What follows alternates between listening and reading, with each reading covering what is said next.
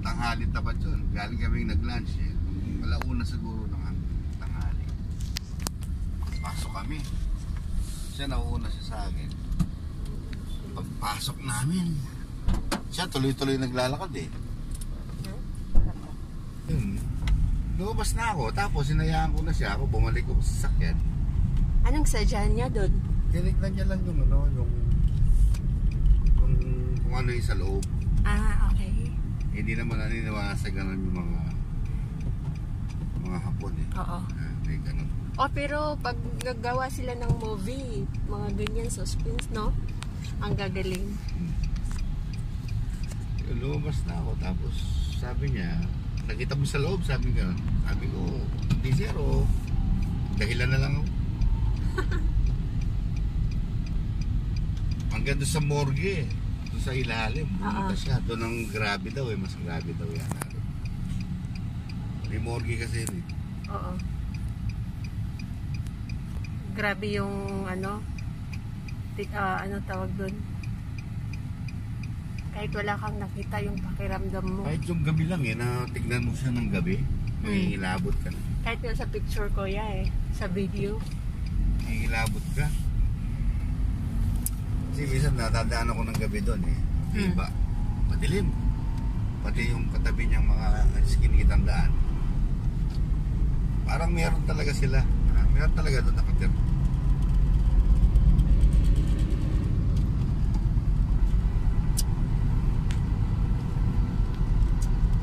Yun daw yung ano ngayon sa buong Asia.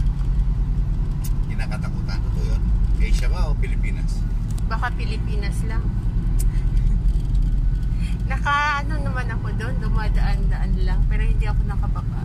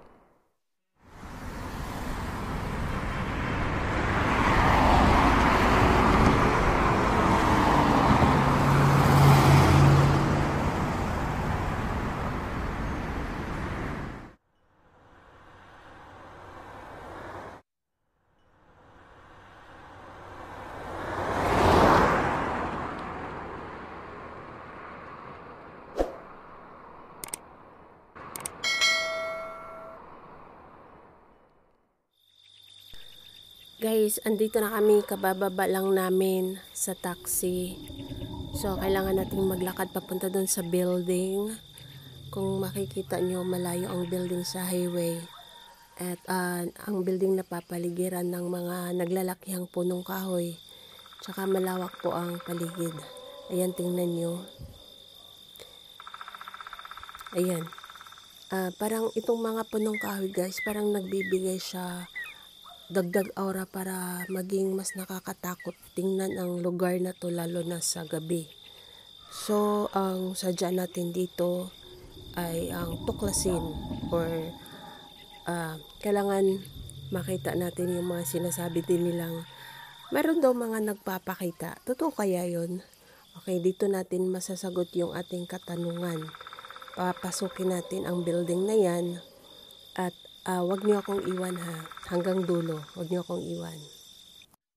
So at this time guys, nandito ako malapit na sa entrance ng hospital. Actually, pinagbiling kanina ng guard na bawal daw po pumasok at marami daw butas sa loob.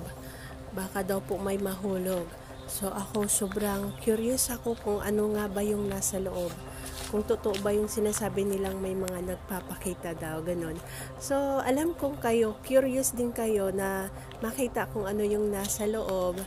At ito na nga, isasama ko kayo at ako'y papasok na. At sukatin na din natin kung gaano nga ba ako katapang.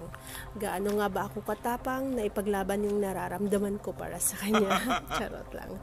So, tara, samahan niyo ko guys. Huwag niyo akong iwan ha.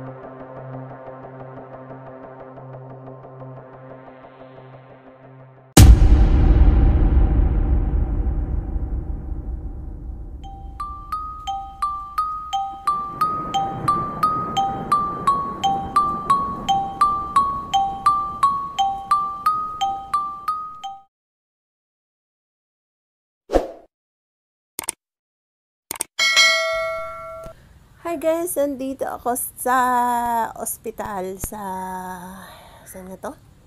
Sa Airbase, Clark Airbase Abandoned Hospital.